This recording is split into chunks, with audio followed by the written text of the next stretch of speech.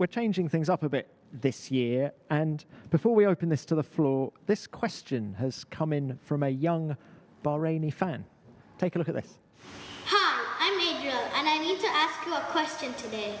What does it feel like to sleep after a busy, fantastic race?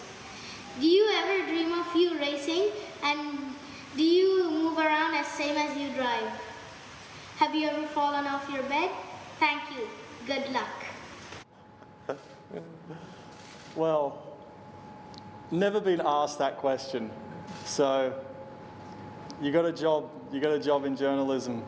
That's actually a great question. It's true. You know, after a race, you're still kind of trying to fight the come down, so to speak. And it is quite hard to sleep sometimes a Sunday night.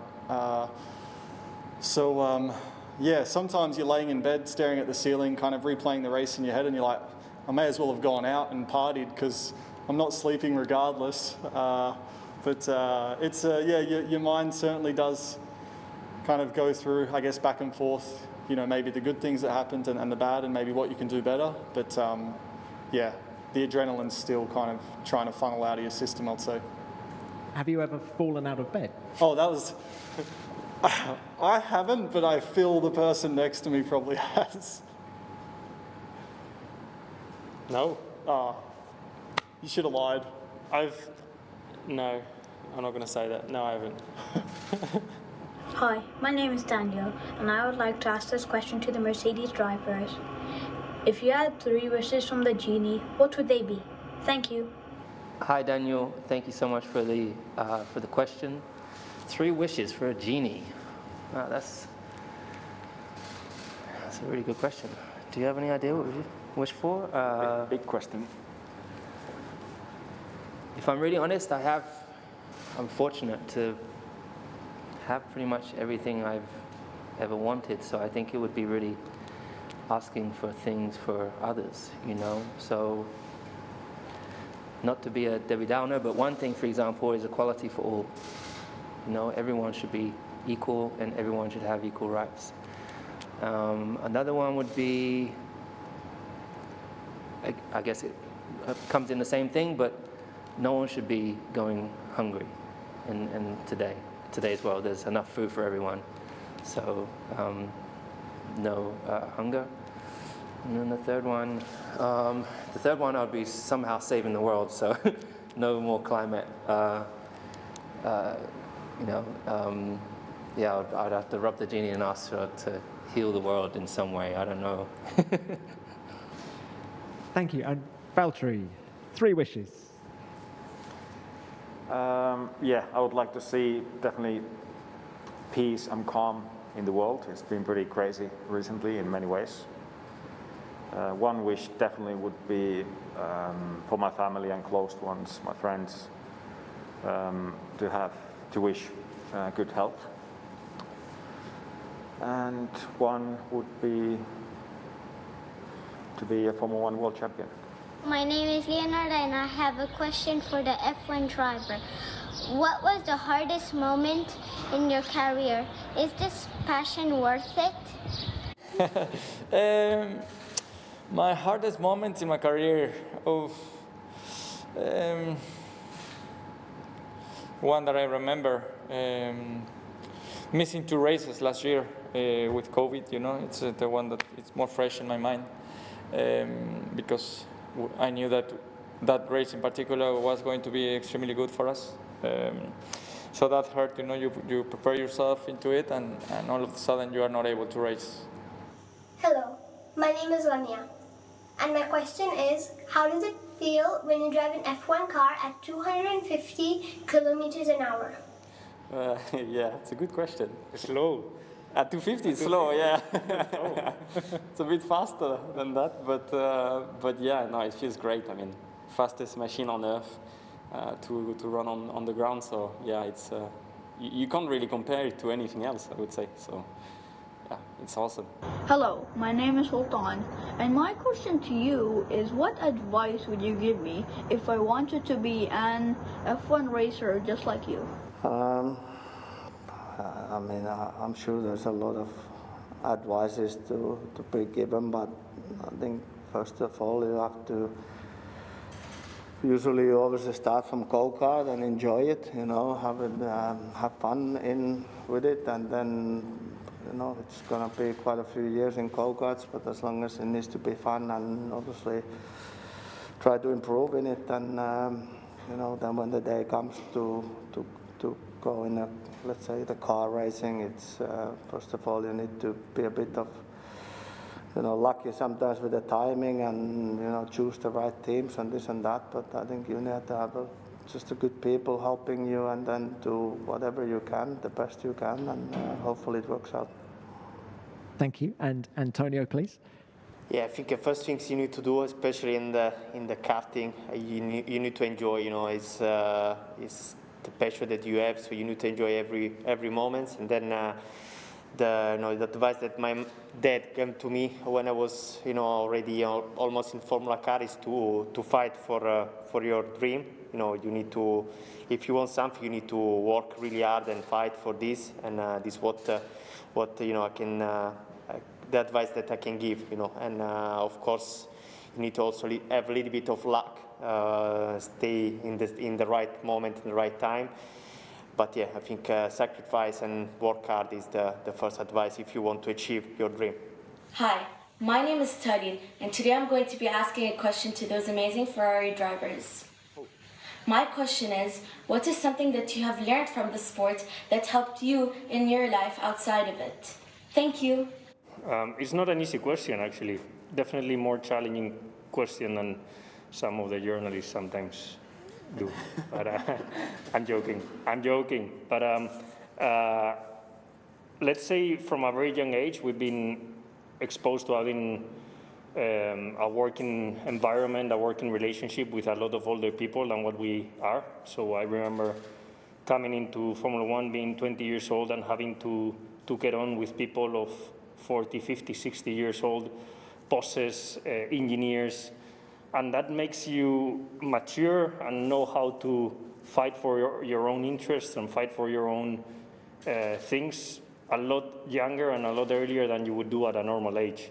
So you actually end up learning how to behave in an environment that is probably a bit you are not fully ready for at such a young age. And yeah, you're developing and you're maturing earlier maybe than what you would do. So it's quite interesting because yeah, I remember being younger, being a bit more shy on all the conversations, always don't wanting to upset too many people. But as you grow up, you develop and you become better at it. And Charles, how was it for you?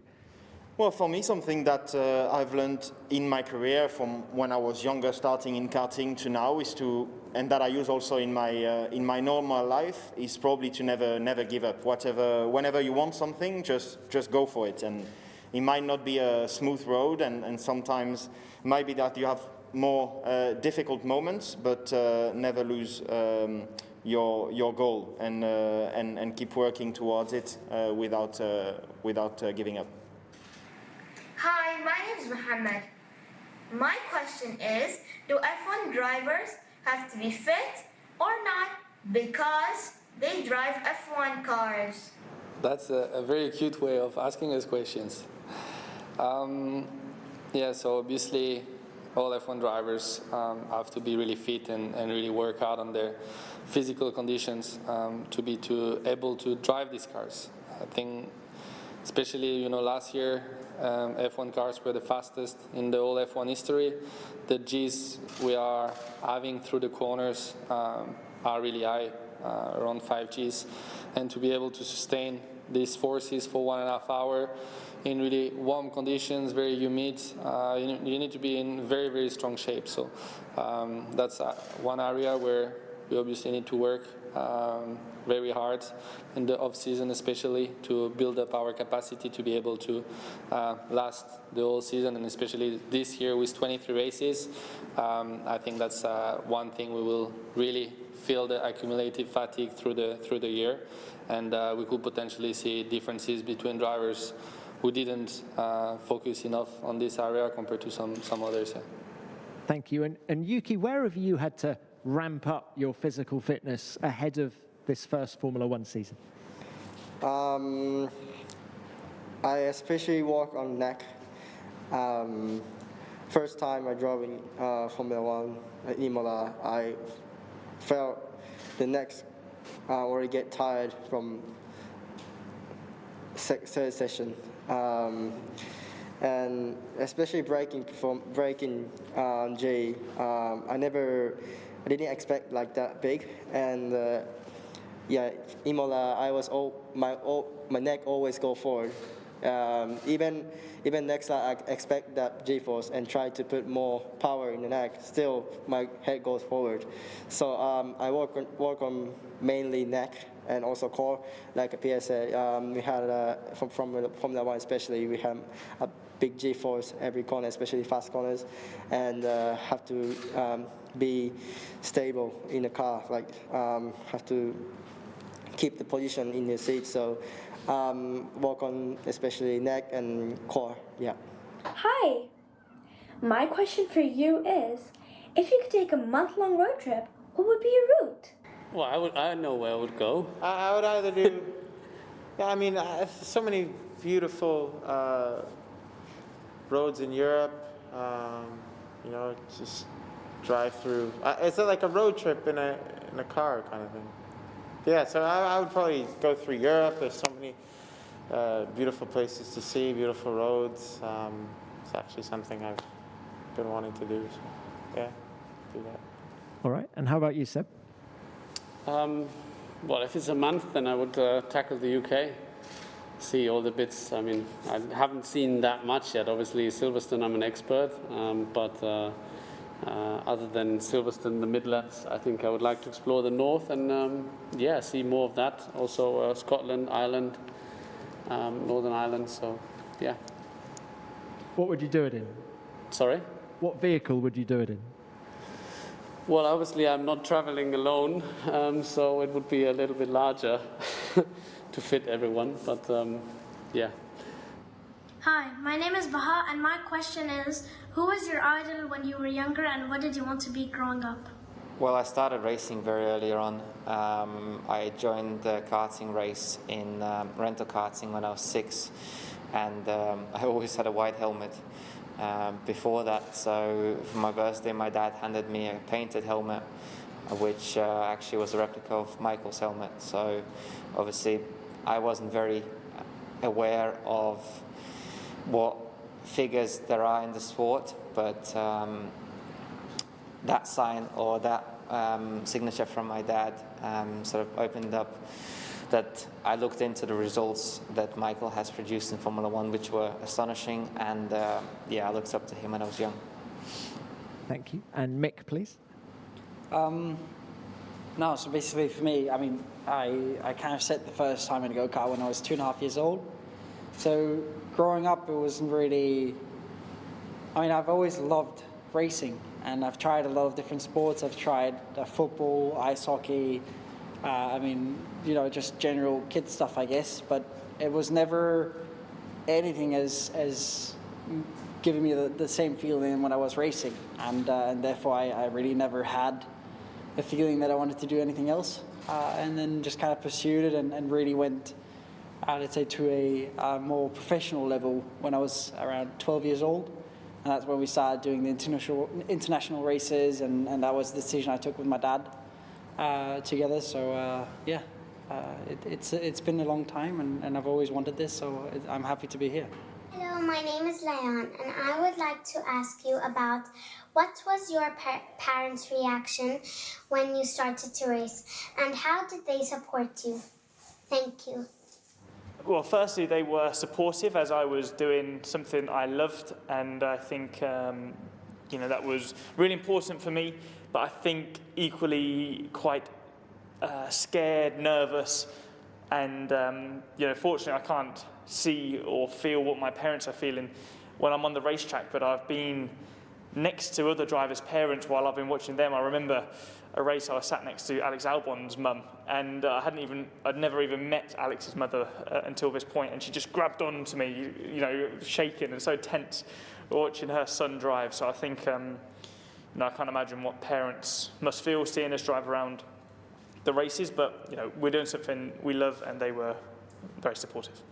Nicholas, how was it for you?